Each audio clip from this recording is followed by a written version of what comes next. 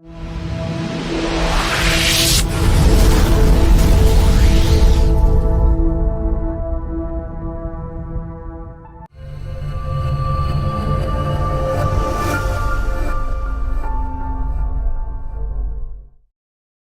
episode of FSEN Daily includes affiliate promotions.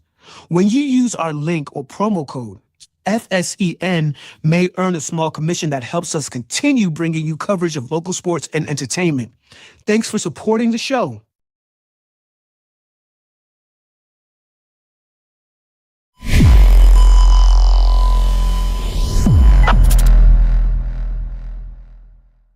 Every score, every story, every voice that matters in the borderland. This is FSEN Daily. Sports entertainment news. If it matters here, it matters here.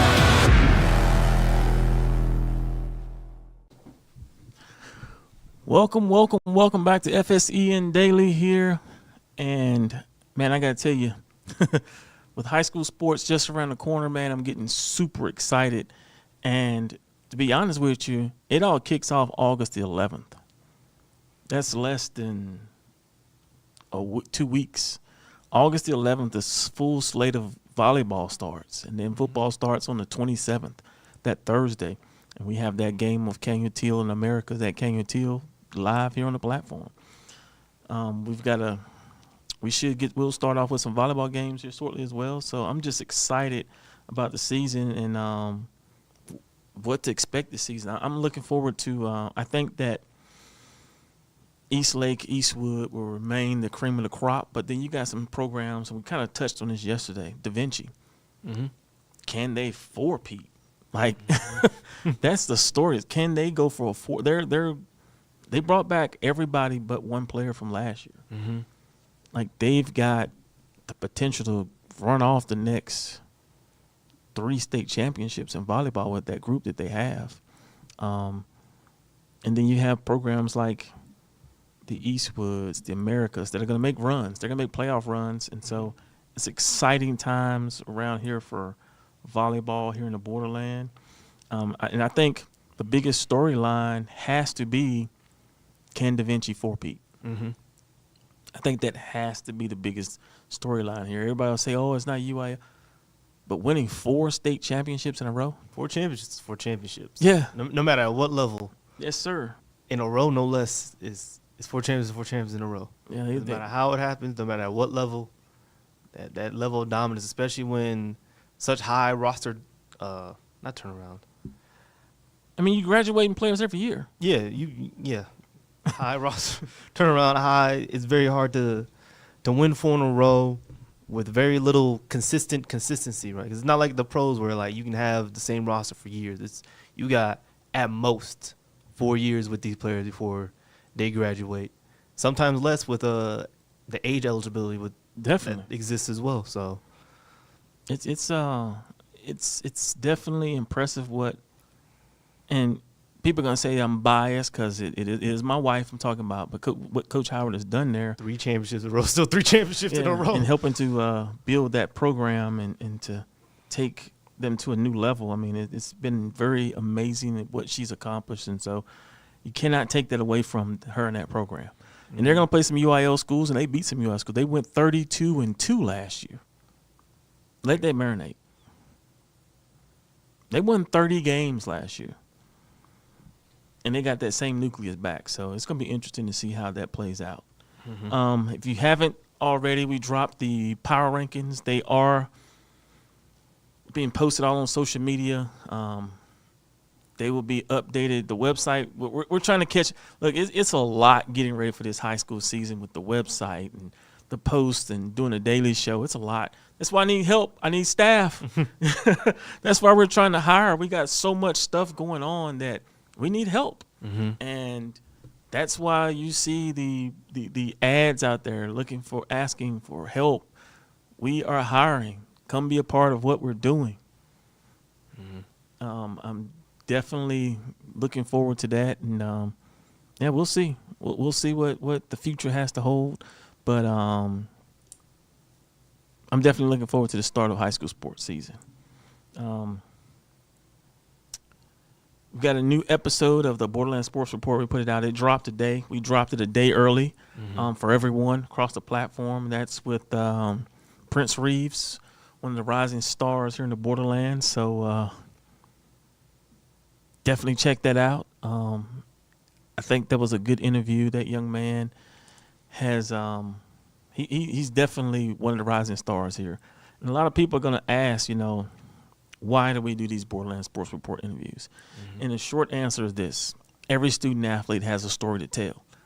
And we decided when we started this platform that we were going to be the platform to allow them to do that. And so that's why you have the Borderland Sports Report. So we've done 4 interviews. You're going to start seeing some more throughout the year. We want to bring on more student athletes, allow them to tell their story, allow them to help build their brands as well. I don't know who the next interview is going to be. We had those first 4 done. We've sent out some invitations via social media, waiting on some responses. So I have no idea who the next interview is going to be, but we've identified a group of athletes we want to interview. So we'll see what that looks like. And then finally, today is Tuesday.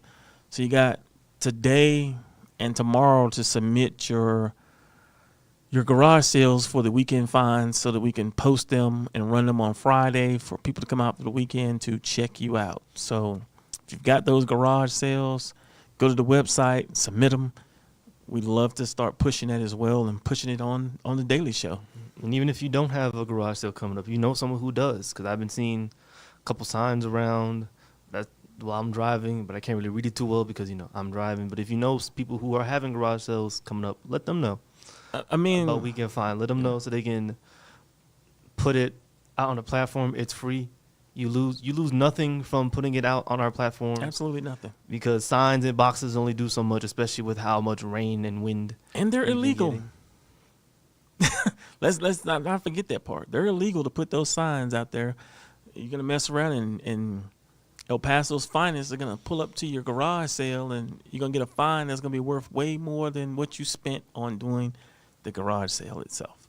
So, and I mean, think about it. We're creating this platform to where every garage sale in the cities and in your phone, which everybody has all the time, you can sit there and figure out what's near your neighborhood. We've got GPS addresses, everything. I mean, it's. I'm going to continue to push this because I think that it's again part of us giving back to the community. Doesn't cost a thing to do it, so you're not losing anything but time to submit your garage sale and allowing us to put it in front of 200,000+ people. 70% of which are from El Paso. So that's that, and the submission process is very easy. But hey, folks, that's us in our quick glance. Anything else local? Am I missing? What am I missing local? You had mentioned something about the data center. Yeah, so let me make sure I get these numbers correct. A lot of money going into the data center.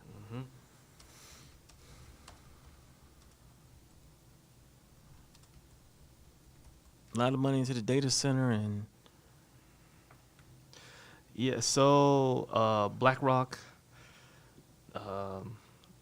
Okay, hold up, wait a minute. Yeah, BlackRock and Meta partner on now a $14 billion data center venture. So now the data center that they're building is now worth $14 billion, with BlackRock now owning 80% of their Meta's new AI data center in El Paso. So that data center is only being worth more and more. So BlackRock will make a cash contribution of about $4.9 billion. And like I said, this data center becomes worth more and more and more. And the more it's worth, the harder it is for the city to try and get out of it. Which we talked about it at length before. Nothing's really changing. It seems like Meta is hitting their deadlines for their part of the bargain to be upheld. So, you know what's crazy is data that center just being more and more for the 1,000 acre data center that I believe we drove by on the way here from Oklahoma. Yeah. Yeah, we did. You know what's crazy?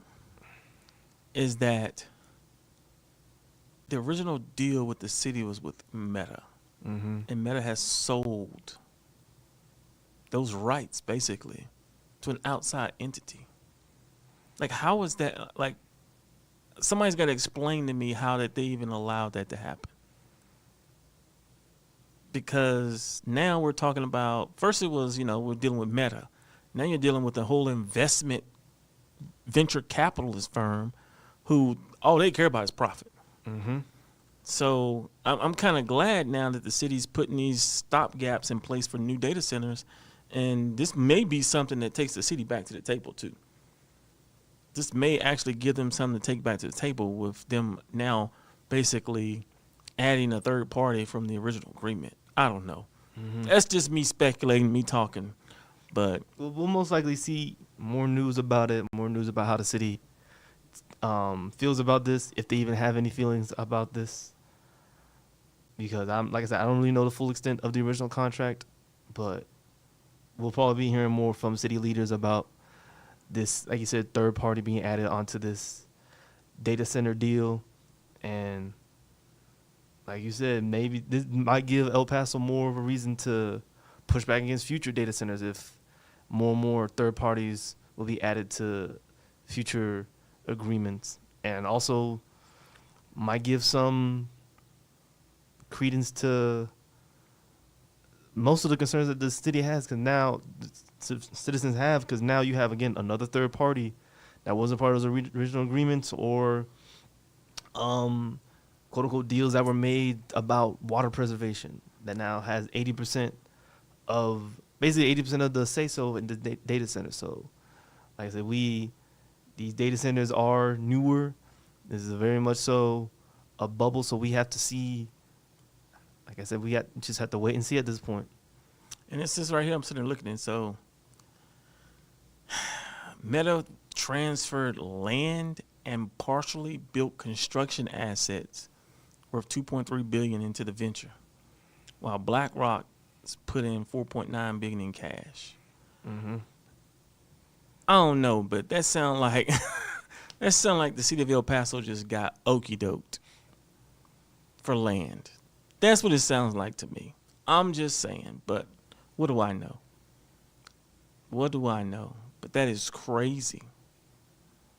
That is crazy that they could even do that. But hey, anything else going on in the city? Not that I'm seeing. Schools are about to starting. Yeah, school starts next week. For a lot of places. So them school zones will be active again. Out there driving late for work, be cognizant of the fact there are going to be kids out there again. So leave early, slow down, be patient. Yes, please. Leave early, slow down, be patient. But hey, speeding and driving recklessly is only going to save you 2-3 minutes. So if you're already late, you might as well just drive the speed limit, drive safely, follow traffic laws. If you're late, you're late. True that. No making that up. You're going to be later if, God forbid, you get pulled over. You're going to definitely be late. So your best way to make it to work on time is to just drive safely and set an earlier alarm. That is true. Hey, folks, we're going to take a really quick break and we'll be right back. When it comes to your safety, good enough doesn't cut it. That's why you need the best work gloves. Bare knuckles, gloves for any job, anywhere. Less clutter, more clarity. This is Distill Union, where smart design meets real life. From wallets that snap shut just right, to eyewear that's built to last, every detail is made to simplify your day. No flash, no fuss. Just clean lines, clever function, and modern style that moves with you. Distill Union, smart by design. Simplify your everyday. Use promo code FSEN and receive 20% off your entire order.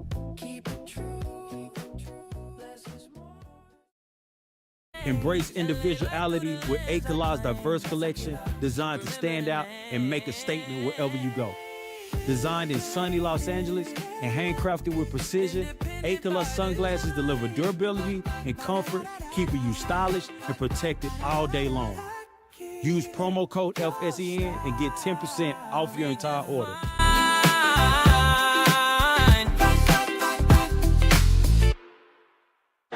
Throughout his career, NFL Hall of Famer John Randall left a wake of destruction and fear on the field, and anger and fear that would follow him the rest of his... Nope!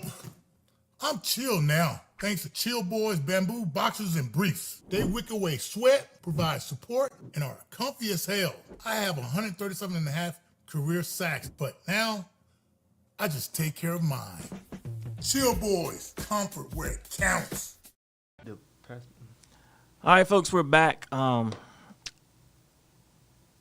So today, you just saw us drop a new, I won't say a new thing here on FSEN, and it's not new, but it's new, called FSEN Originals.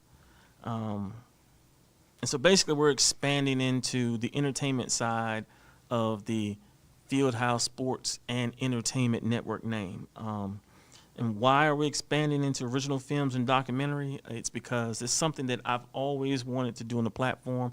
This platform was created to allow creators an opportunity to get more of the pie when it comes to revenue. Mm-hmm. It wasn't created for you to see this pretty face all the time. It was created for that, and so this is our transition into that piece. And so basically, if you're an independent filmmaker, you can come partner with us. Get a distribution agreement with FSEN. We do a revenue share with the rentals, and you can have your show put in front of the audience that we've already curated. That's probably one of the biggest things that most film creators, they don't have an audience to put that in front of, right? And so we've curated this audience, and so we're going to partner with some select. We're curating this, so it's not you just uploading your stuff. No, we're I won't say hand picking, but we're going through and finding content that our audience will watch and support, and we can grow the platform that way. Mm-hmm.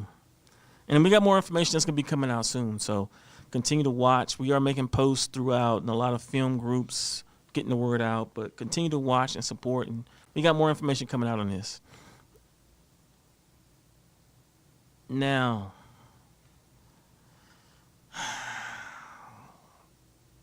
yesterday we went into the whole All-Star game thing, and we went in. I ain't gonna lie, we went in. But yeah, I think it's a good thing that a lot of people are commenting on the All-Star games and how it looks now, because that means that the W is getting the eyes that it needs, and those eyes comes criticisms. Sometimes those criticisms are warranted and balanced. Sometimes they come from a place of ignorance, and that's just something that everyone we have to all navigate. Here's what I had to learn, man. Once you post something and put it out into the universe, you open the door for everyone with an opinion to put their opinion on what you just said, and you can't. It's not personal. Mm-hmm. And so, from my standpoint, I have to take it as not personal, because I don't know these people. Mm-hmm. I don't know them at all, and so they're commenting on what we're posting, and we try to. We got comments on our take. What? Well, they got comments on especially the rankings. I mean, everybody's, fanatics. Fanatics are happening. But I want to look at this. I want to shift our focus to college football playoff. Mm-hmm. Is expansion good for the sport? There's been talk about conferences wanting to expand. Is it good for the sport? I'm going to say this, right? In a world where we created this, everyone gets a trophy atmosphere coming up through high school. Mm-hmm. I think this expansion piece is only a part of that, right? From a revenue standpoint, I think it is amazing with college sports because of the amount of revenue it's going to generate. However, if you're a purist, you're like, no, not at all. But for me, I think that it should be 32 teams. Ooh, I think that's a little bit too much. Truthfully, I think 24 teams that the Big Ten is kind of pushing for is probably the max you can do. That's a lot of games. That's a lot of games, and the college football playoffs, the college football playoffs is, in my opinion, going on way too long. It used to be, it'd be done New Year's Day, that's it. Kids will have some time, go home, say hi to their families. There wasn't like a 2-3 week gap between when the season ended and when some of these teams played again. But now, with not only the expansion, but also the NFL making their season longer, putting more games on Saturdays, you got the playoffs going until the first, second week of January. These students are starting classes and having to go play another game of football when they should have been done a week or 2 weeks ago. So I think if expansion does happen, regardless, I think it might give some of these quote-unquote smaller market teams a chance to actually showcase their talents, their abilities. We might see a couple runs here and there. I don't think we're going to see a lot, but it does also, I think I'm going to use a counterpoint from when FIFA expanded the World Cup, right? Oh, you got to protect the top teams. You can't put them in these situations. If the top teams lose to a program not many people have heard of, are they really a top team? If a top team I think also some of this expansion is also due to Notre Dame not being in a conference. Be like, why were we excluded? We had this record. Join a conference. Join a conference or work out a better deal with said conference that you've been scheduling with. I can't name off the top of my head what conference Notre Dame has to deal with. The ACC. The ACC work. They were in the Pac-10 and then they went to the ACC. I mean, the football program is in the conference because they didn't want to share any of that revenue. Well, so almost every sport, and Notre Dame is part of the ACC except for football. Mm-hmm. Notre Dame will never put their football program in a conference because it makes entirely too much money, too much revenue off of the TV deal that it has. Mm. They're not sharing that money. I'm sorry. But they do have a deal with the ACC to actually play games against They play against ACC. They do play a ACC schedule, but they're not in the conference. Mm-hmm. that's just the risk of you want to keep all that money. That's just the risk you gotta take. You might just be excluded from the playoffs. Now with expanding, I know they already made some rule changes to that Notre Dame. Basically, I'm gonna call it the Notre Dame exception. Where off the top of my head, I'm forgetting what the exact thing was, but Notre Dame would have made the playoffs this year with the new rules that they have in place. But I do think again, expanding it, I think 24 is pushing. I think 24 is the max that they can feasibly do with how long these playoffs take. I do think that is good because, again... Here's the thing, though. You don't have to play all these games on Saturday. Saturday's for college football. But you don't have to play all these games on Saturday. Who wants to play a college football game on a Tuesday? Who wants to be playing a college football game in February? I mean, what's the difference? The other thing is that you could say you can say we don't care what the NFL scheduling is. We're still gonna play our games. They playing Thursday. They playing on Thursday. They play college football on Thursday. They played on Friday, so they've already tapped into high school games. So you might as well go and play on Sunday too, and Monday. Like NCAA, you and the NFL are two completely different governing bodies. Y'all do not have to care about what Roger Goodell says or how he schedules his games. Nope. Some of them games in December don't even matter. Truthfully. See, this if all I'm gonna be honest with you. Some of these conference games do not matter. See, you want to hear what the problem is? What? I don't think a lot of people know this right or understand this right. So, have you ever noticed when you're watching the bowl games, the national championship for college football, what does it not say? NCAA. NCAA does not own the bowl series. They don't own the national championship. That's all businesses. That thing says a Nokia national championship or whatever it is, whatever the bowl, whatever the name is. Box Pop-Tart. Yeah, it's not the Kellogg's. They don't own the rights to that. They sold that stuff, man. This is all business dollars. So the more games they can play, the more money these companies can make. So the moment they can figure out how to incorporate these bowls. So, we were talking the other day, you're talking about how the bowls don't have any significance. Mm-hmm. If you add more playoff games, you give every bowl game a significance now. Because every bowl now becomes a part of the playoff. So they make more money. But then what about those bowl games that are not part of the playoff? But they're going to become part of the playoff because guess what? They need them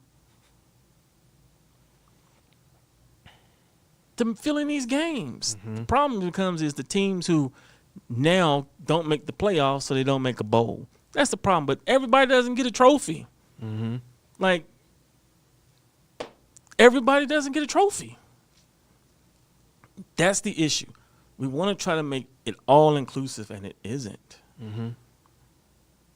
It isn't. Like, these bowls, they'll make more money if they were part of the playoff series than they do by themselves. If the Sun Bowl was part of the playoff series, the Sun Bowl would be sold out. That's 60,000 plus.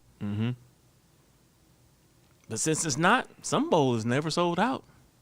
Because those games don't matter. So you would give back meaning to the bowl games now. Now they're not trying to find a team for the bowl. Here's a game. Here's a team. They're going to be playing in your bowl. It changes the dynamic a lot. Just my opinion. I'm just one man. I should think that no matter how many games they add, it should not be going into early January for these. I know some of the bowl games can't be moved because of contractual obligations or whatever, but dates can't be moved. But they can move them. They moved them to them dates because they weren't always those dates. They, in my opinion, they're at the end of the day, they're student athletes. Students. I know the first week or so of college is quote unquote syllabus week, but they're still children. Most of them, some of them are barely 18. Some of these players are barely 18, 19, especially now with the proposed new rules about eligibility. You got basically children out there in that field. Can't even go home. They stuck at campus for 3 weeks, not even playing because of rest. And they got to wait to work around the NFL schedule. I don't know. I think outside of expanding, which the SEC and the Big Ten are currently kind of butting heads. Big Ten wants to go 24. SEC wants to go 16. They're going to have to, those two conferences are going to have to come to some form of agreement, or else I don't think anything's going to be done. We're just going to be stuck with 12 for another year. It wasn't terrible. No. It was interesting. It was entertaining. I still thought that there was a couple more, there should have been more teams. I think that, just realistic, I think that number is probably somewhere between I think 24 16 and 24. I think 16 is fine. I think at the end of the day, because look, man, let me tell you something. The NCAA, or college football in general now, the powers that be on the marketing side are trying to figure out how to replicate March Madness for football.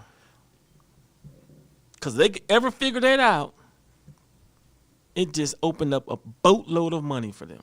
No, and that's what it all comes. Like, people don't understand this. College, not just college athletics. College in itself is now a business. Not now, always been a business. It's never not been a business.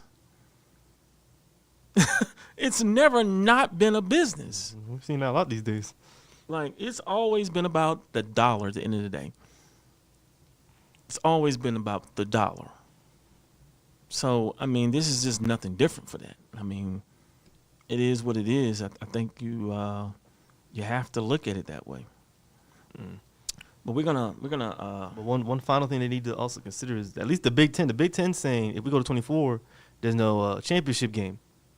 Big Ten saying they're fine giving that up. Yes, give it up. SEC is kind of like, we make money from that. Well, yeah, that's where most of our money. How are we gonna make up that money?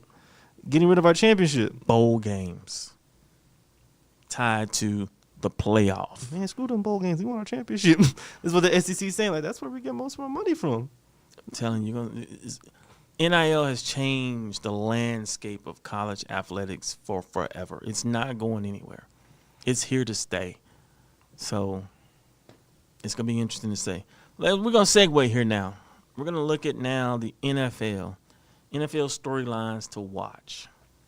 I think some of the big storylines to watch, I'm going to start with New England, adding A.J. Brown.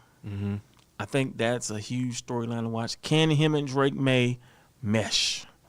Can AJ Brown stop being AJ Brown?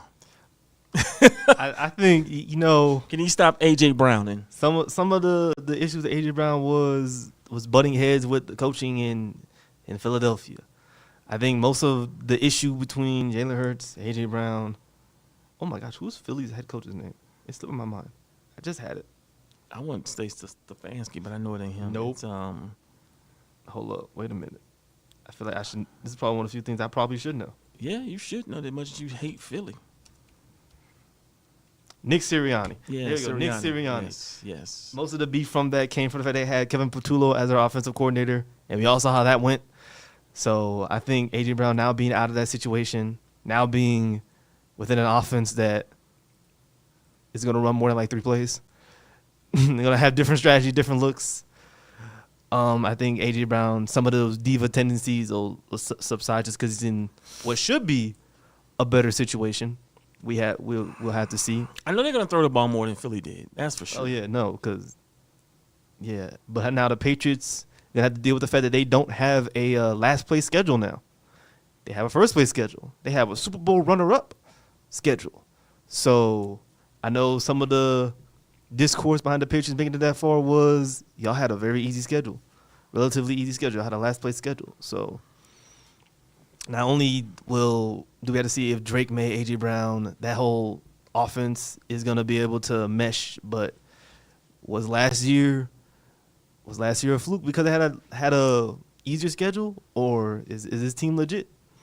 Yeah, it's going to be good to see. I think the next thing for the NFL is the quarterbacks that got the most to prove. I'm going to start with Dak Prescott. That has to improve? No, to prove. Oh. The most to prove, Dak Prescott and Lamar Jackson. Dak Prescott? Dak ain't won a playoff game since Jesus was a baby. All right, now. Has Dak ever won a playoff game? Yes, they have. One. He's won one? They've won one. The first round games, the wild card. Come on, bro. Hey, most of those are not his fault. Most of those are the fact that Dallas has had a subpar defense or non-existent defense. A mixture of actually one of those two. Dak has won 2 playoff games. NFC wild card, NFC wild card. That's it. Man. 2018 and 2022. Man. This dude's playoff record is 2-5. Saying he has more to prove. You only say that because he's the Dallas Cowboys. No. Y'all not saying that about Justin Herbert? Herbert? Has he won any? No. Y'all not saying that about maybe even Patrick Mahomes coming back from injury? I was getting the there. Chiefs. Patrick Mahomes was y'all not stats. saying that about. But Patrick Mahomes has won them rings. He didn't put a ring on it. Couple times. Dak can't get past the. Y'all not saying that about like Joe Burrow, who only made it to the Super Bowl once, runner up. Has not made it since. They got stuff to prove. This is what I'm getting at. It's Y'all not wanna just say Dak. Dak I said this is what I started with. First off your list. You only saying that because he's a Dallas. People only saying that because he's a Dallas Cowboy. I will forever stand on that. Oh my gosh! If you don't know, for those of you that don't know, I live in a house divided. I'm a 49ers fan.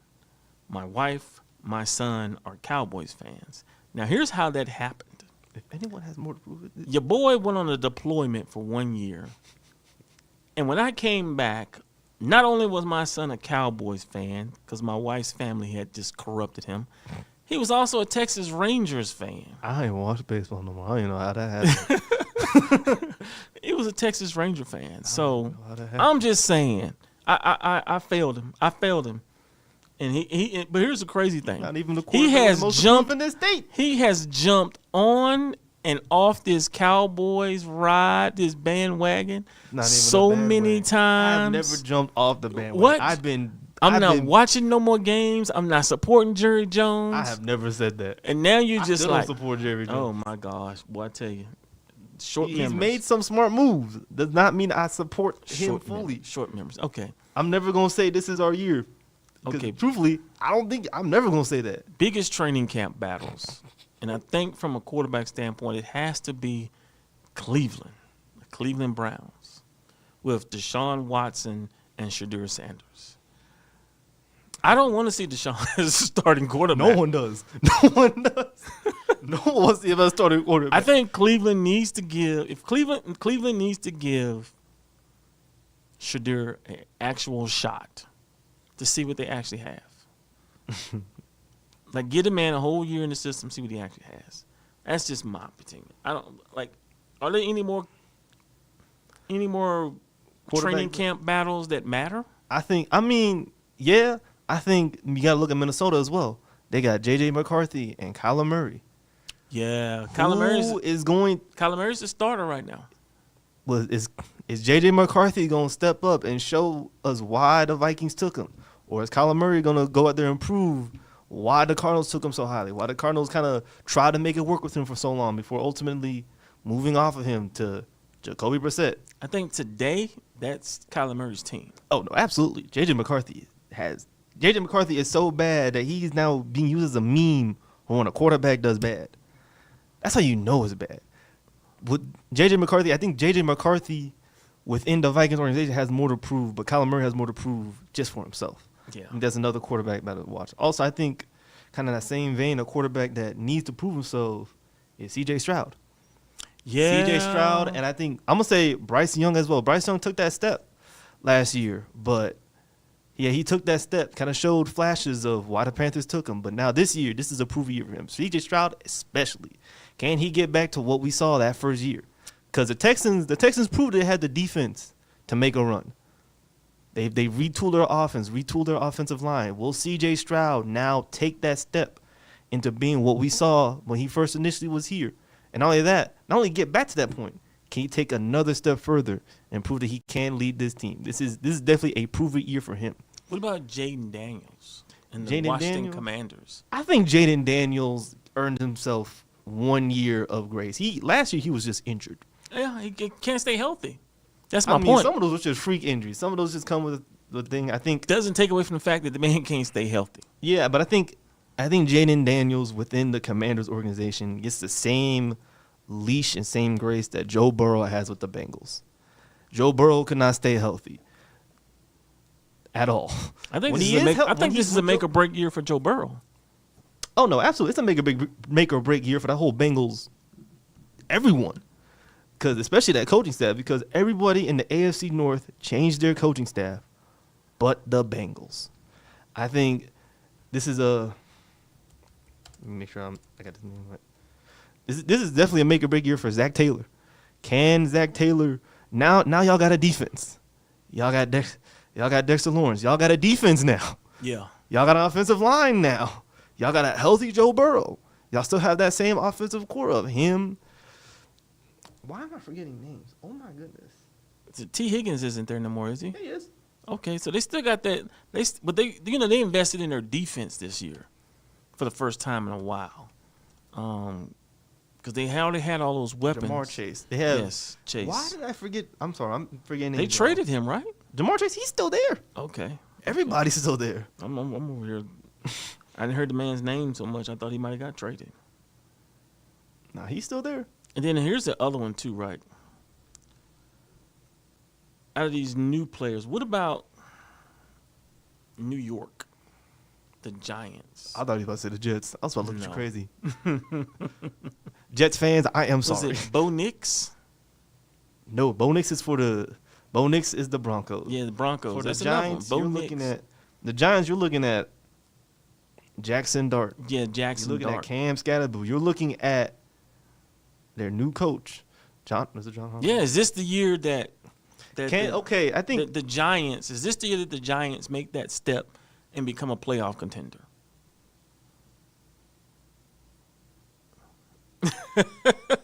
I'm trying to be as unbiased as I can be. I think the Giants need another year because now you don't even know if Neighbors is coming back healthy. We're hearing some concerning reports about Neighbors recovering. Yeah. So we don't know if he's going to be cleared for the start of the year.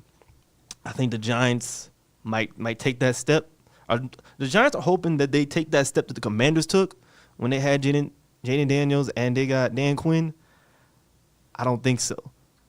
I don't think the Giants take that massive step. I think they take a step in the right direction, but I think it's going to be a couple years because as much as I do not like the Eagles, most of that Eagles core is still there. They now actually have an offensive coordinator, and if the pattern continues, every other year the Eagles get a really good offensive coordinator after they have a horrible one. They got rid of Kevin Patullo, unfortunately. But they now going to have to take that step. The Eagles going to be fine. The Cowboys have retooled. I'm saying this unbiasedly, too. The Cowboys still have that same offense. They kept George Pickens. They have CeeDee Lamb. Hopefully CeeDee Lamb works on not dropping those passes against Philadelphia.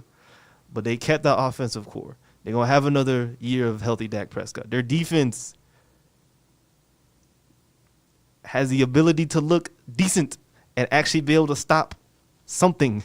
At the very least, they're going to stop the running game because they have Clark and Williams up on that front line. They have Caleb Downs now in that secondary. They have Parker now being their defensive coordinator. So I don't think the Giants take that step solely because the NFC East is looking like for once they're not going to be known as the NFC least that they've been known as the past couple years. I got you. Now, could the Giants also sneak in as a wild card team? Yes, because you also have to worry about the NFC North still packed. All four of those teams, if Kyler Murray is that man for the Vikings, the NFC North is going to be packed. The NFC West is the NFC West. Hold that thought. Hey, folks, we're going to take a quick break, and we'll be right back. We're going to finish this NFL conversation. Let's go! Let's photocross! Let's go to the moon! For the first time! No thanks. I drink Aspire healthy energy drinks. Just half the caffeine of those other drinks. So they're perfect for life's everyday, unextreme moments. Moments like joining that meeting that should have been an email. Hi, Susan. Getting the motivation to go on a walk. And honestly, just staying up past 8 p.m. Aspire energy drinks also have 0 sugar, 0 calories, and are made with natural caffeine from green tea. Which means no crashes, no jitters, and no anxiety. No one cares about your muscles. Half the caffeine is still packed with all the flavor, with choices like mixed berry, strawberry watermelon, raspberry acai, and more. This is good and chill. Life is intense enough. Drink the energy drink designed with real life and moderation in mind. Aspire energy drinks. Refreshingly unextreme energy.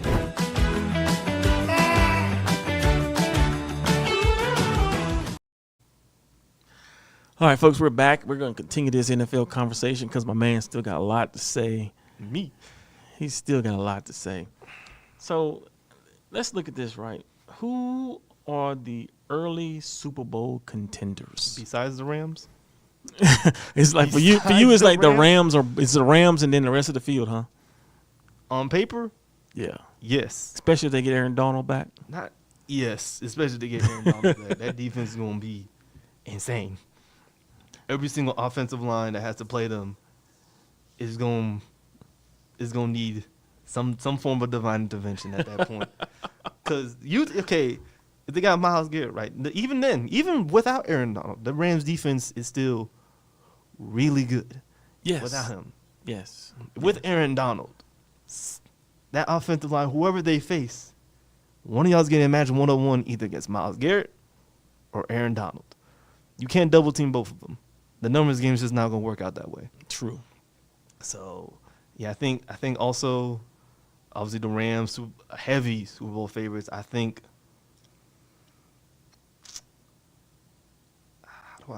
Who's your dark horse? Who's my dark horse? I think from the NFC, I'm going to tell you. Besides the Cowboys, I think the Cowboys might make a run. I think a really dark horse, I think the Bears. Caleb Williams and the Bears. Yep. I think have another year under that new system.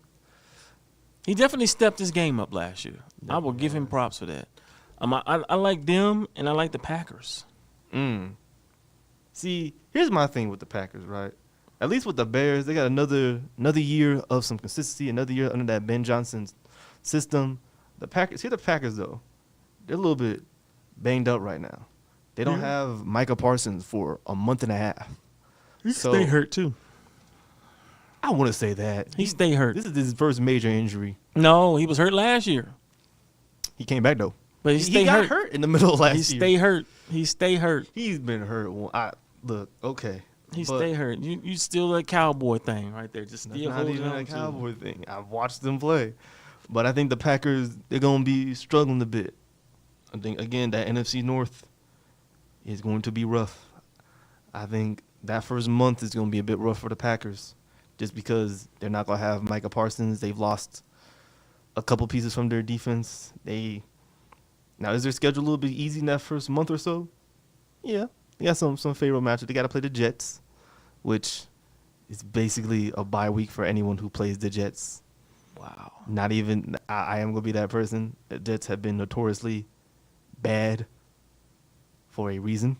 The Jets haven't been good since they got rid of what's the coach? I don't know. I don't even remember the last time the Jets have been good. Since Mark Sanchez was the quarterback. Dear Lord. I'm sorry for Jets fans. It's just been a rough time. At least most of these other franchises have gotten hope. Y'all have no hope. Maybe Geno Smith will save him. He's not. But I do think Rex Ryan. They haven't been since Rex Ryan was there.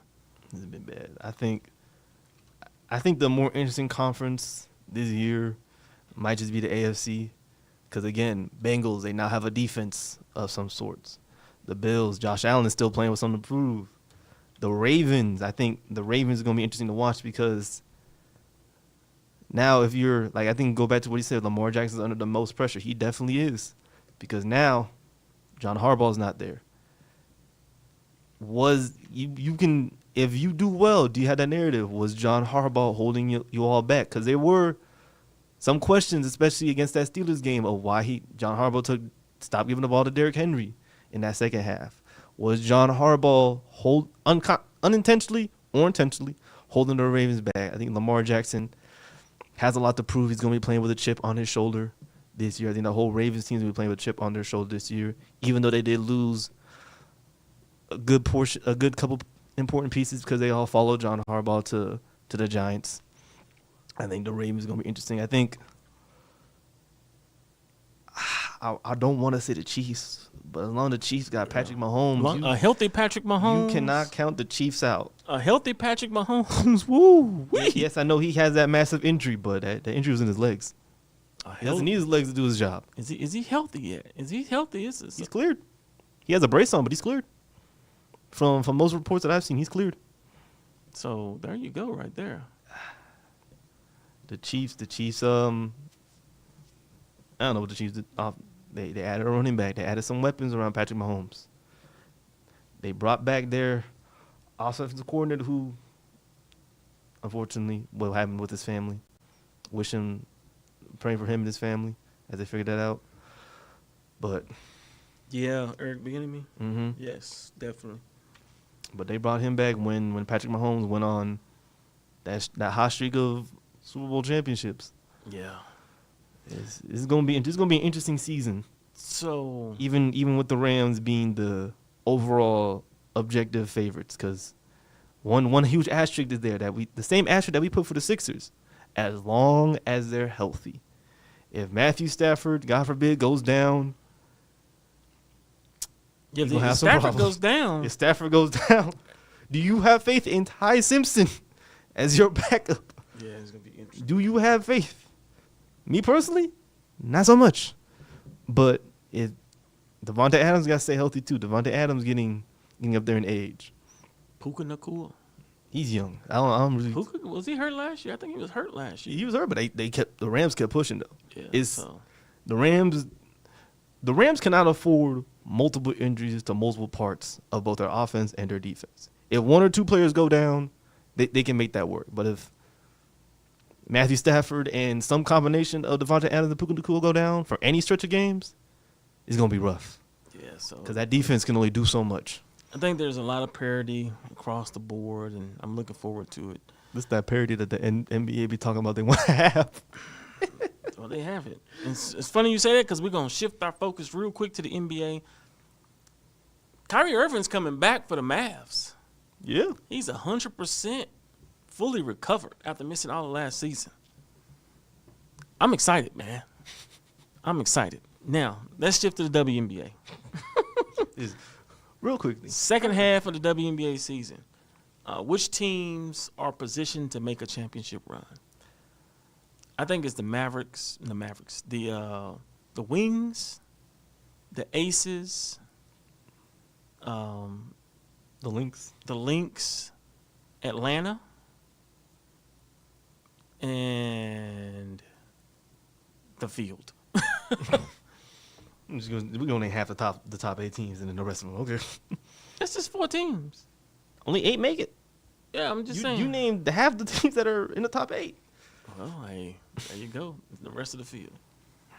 I think I want to say the Wings. I want to say the Wings so bad, but the Wings have been having a lot of issues with some of the rotations that they've been playing in games. They've been inconsistent with how they use some of their players, such as AZ Fudd. I've seen games where they have her just sitting in the corner, offense, not really running plays through her when she has the hot hand, when she's proven Corner that girl. she's a shooter. When she's proven that she's indispensable. She's great on defense. But I think the Wings, as much as I want to say the Wings are the favorite, until they figure out how to properly utilize AZ Fudd alongside Paige Beckers and Jessica Shepard, I think they're going to fall short. I do think the Lynx, however, do not have that problem. They are utilizing Olivia Miles very well. Basically, the favorite for Rookie of the Year right there, utilizing her very well. They went 21-6 without Nafisa Collier, and now they got her back. And when she came back right before the All-Star break, she dropped a double-double.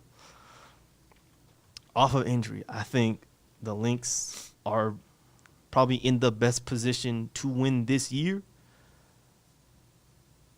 followed by obviously the Aces, because you cannot count out Asia Wilson. I'm gonna tell you something. Asia Wilson is the WNBA equivalent of Patrick Mahomes. I was going to say Brady. Patrick Mahomes, 2022, 2023 championships, 2025 championship. Like, she got 4 MVPs. 4 MVPs. She's the best player in the league, hands down. There's no debating that. Mm-hmm. I'm not betting against her.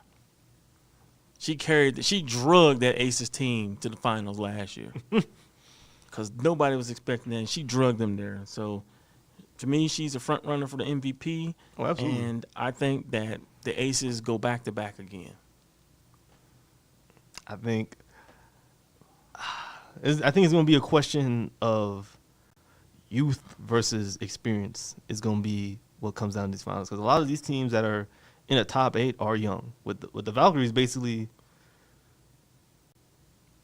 this is their second year. The Valkyries are second place. This is their second year, and they made the playoffs last year. I think this is definitely going to be, now obviously, they have a lot of experienced players on the team, but I think these playoffs is going to definitely be youth versus experience.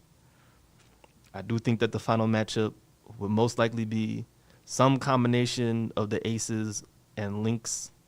Some combination, whether they play against each other, is one of them in there. I think we're going to see them in the finals. As much as I want to say Dallas makes it, I think they need to definitely figure out some of those rotational issues and how they're utilizing certain players before they can get there. But this year, at least for the Wings, has definitely been a leap, not even a step, a leap in the right direction with how that team's going to look. After basically years of, I don't even want to say mediocrity, just straight garbage. All right, folks, we're going to take a quick break, and we'll be right back to close out the show. We'll be right back. Looking good should feel good, and with Hypernatural, it actually does. Their polos and shirts are made from natural jade and crab shell fibers engineered for softness, cooling comfort, and next-level performance. It's sustainable luxury that works as hard as you do. From the boardroom to the weekend, Hypernatural keeps you fresh, sharp, and confident all day long. Hypernatural, better by nature. Discover yours at hypernaturalstyle.com. Use promo code FSEN and get 20% off your order. Love coffee, but not the crash. Meet Savarista, craft coffee reimagined for balance. Every roast delivers the rich flavor you crave, with little to no caffeine, so you can stay calm, focused, and in control. Ethically sourced, small batch roasted, and designed for people who live life intentionally, one cup at a time. Visit Savarista.com and use promo code FSEN to get 25% off your order. Savarista, bold flavor, balanced energy.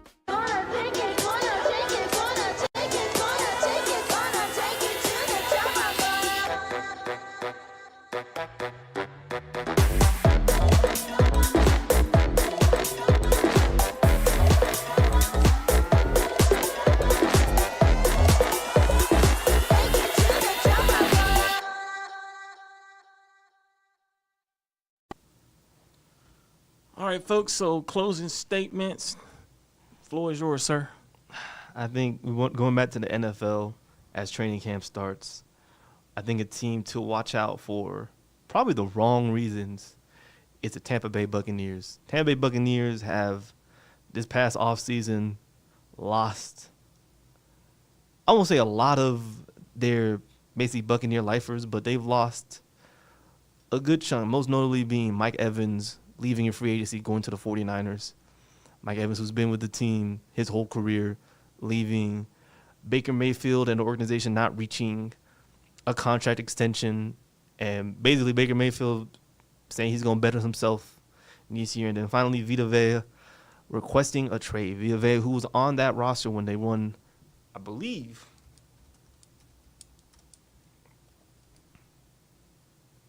Vita Vea was on that Super Bowl winning team with Tom Brady. And now he is requesting a trade.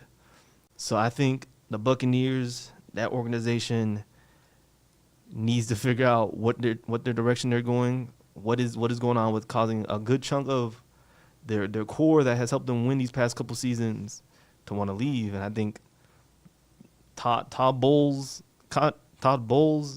is You blaming the coach, huh? I'm not blaming the coach, but I am saying that Todd Bowles is going to definitely be on the hot seat this season, because missed the playoffs last year, but granted, the NFC South as a whole probably should not have made the playoffs at all. That's neither here nor there, but I think Todd Bowles is going to definitely be under another microscope this year. Todd Bowles, and I'm going to say the whole organization as a whole, because it's not just him. It's not just him. It's the organization as a whole, the front office as a whole, because you have players leaving again. Players that have been with the Buccaneers their whole careers now saying, we want out. Players that have contributed to winning wanting out. Or just you not reaching contract extensions with players that, for the most other organizations, would be like, no-brainer, we're going to give them their money because they won. Again, an example being, again, Baker Mayfield, not reaching a contract extension before training camp, saying he doesn't want to talk about it until after the season. He's set to be a free agent this year, this coming off season, after this season. And best believe, when he plays the chip on the shoulder, that's when he plays his best football. Best believe, if the Buccaneers fall short of the Super Bowl or even the playoffs, a lot of teams are going to be looking to add him to their team because he has proven that he's a winner.